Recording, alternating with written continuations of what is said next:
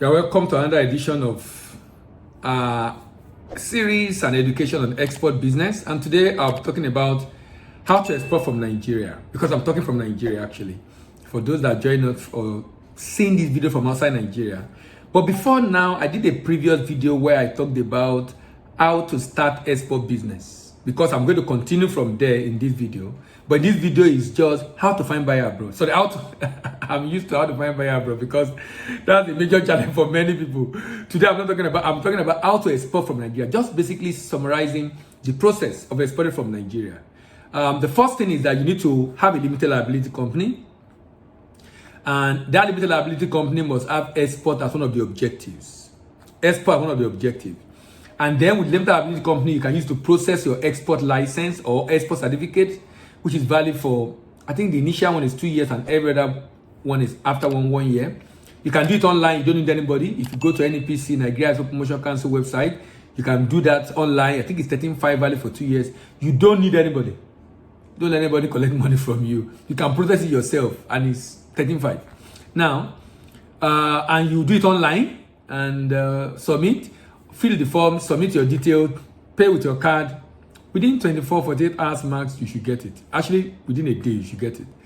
Now, that's the initial part, registry.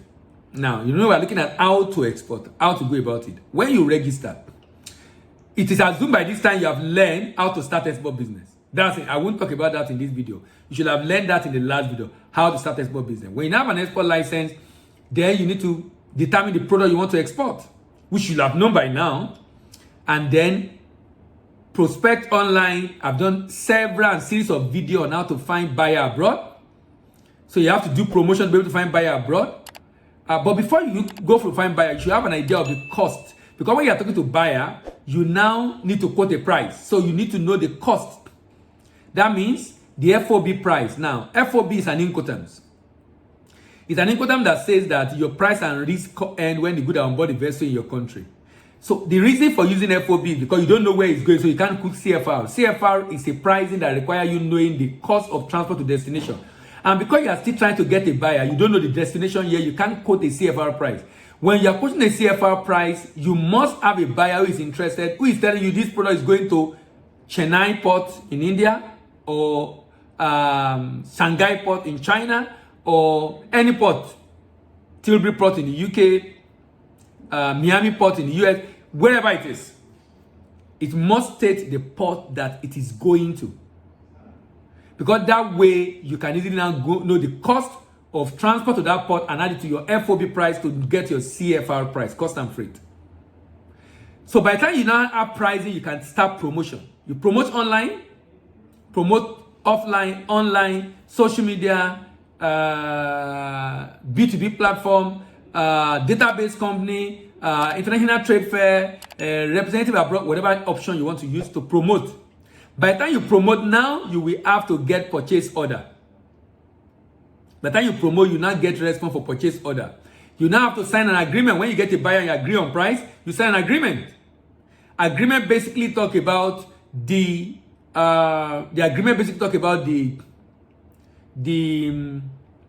details of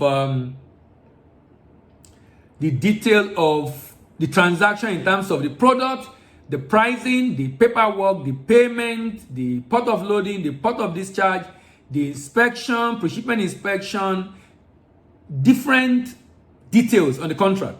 I will do a separate video on the contract. I'm looking for a name to call it now. So I'll talk about the detail of export contract in another video entirely. Now, you sign the agreement, then of course the next thing is to go and procure the item. When you are signing the agreement, please be mindful of the amount you have agreed, be mindful of the document you need to present for payment, the condition you need to certify for payment, be mindful of that.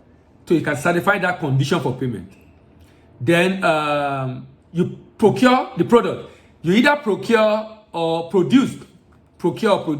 Either you are procuring because you are a merchant, or you are producing because you are a manufacturer, or you are agro processor who process that product yourself. Now, having done the procurement, then the packaging. When you receive the goods, you have to package it. and label it. Package it and label it. Package it and label it. Package it and label it. I'm emphasizing that. You need to know, how does the buyer want it to be packaged? If it's commodity, is it in jute bag? Is it in PP bag? How is it to be labeled? If it's manufactured good, how is it supposed to be packaged? You would have sent sample to the buyer most of the time, so you should have corrected all that by now. Packaging. Now, when the good is ready for shipment, because after signing the agreement, you already raised money, you've gone to buy, the good is ready for shipment, then you go online and do pre-shipment, pre-export documentation. Now, the reason you register a limited liability company with the export as one of the objectives, the reason you get an export license is because you are going to need those documents when it gets to the point of pre-export documentation. At that point, you are going to fill your NXP form.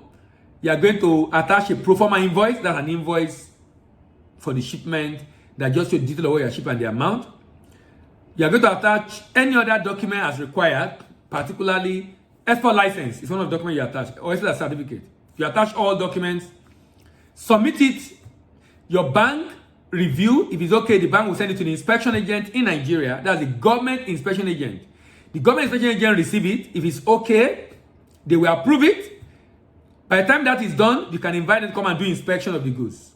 When they do inspection of the goods, they will send you an invoice. So they send you a notification to pay a fee. It's called the NEST fee, Nigerian Export Supervision Scheme fee. NEST fee. It is 0.5% of the FOB value. Remember, FOB value is the value of the goods plus profit. FOB value is the value of the goods plus profit. FOB value is the value of the goods plus profit. That FOB value is 0.5%. That means if the value of the goods is $100,000, I'll pay 0.5%, which is $500. Naira equivalent to the government. I'll pay that, and then immediately they confirm confirmation through the bank. They will issue a clean certificate of inspection, CCI. That clean certificate of inspection will be uploaded on the same platform where I process the NXP, where the bank also have uploaded their NEST receipt.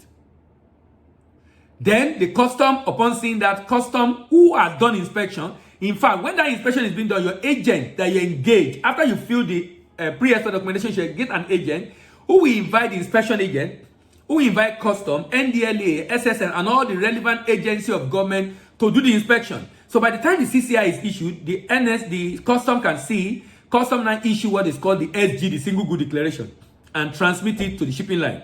Shipping line, upon seeing that you have done all your export clearance and all the documents are in order, the shipping line will load the good on board the vessel.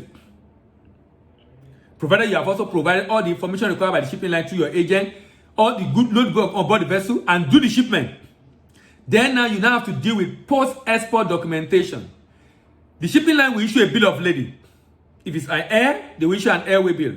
If by sea, they issue a bill of lading. If it's by road, they issue a roadway bill. If there are rail, it will be railway bill. If there is rail for export in your country, railway bill. That document will be issued. Then you prepare your invoice based on the quantity, the unit price, and other detail required. Then you prepare your packing list, which shows how many cartons did you ship, what is the weight of the carton, what are the type of product you ship, what is the weight of each carton, what's the total weight, what's the net weight, what's the gross weight, what's the unit quantity inside, and the total weight at the end of the day for all the product. Packing list. Some will require a certificate of origin. You can process that on the website of NACIMA. Register on website of NACIMA. NACIMA is National Association of Chamber of Commerce, Industry, Mines, and Agriculture.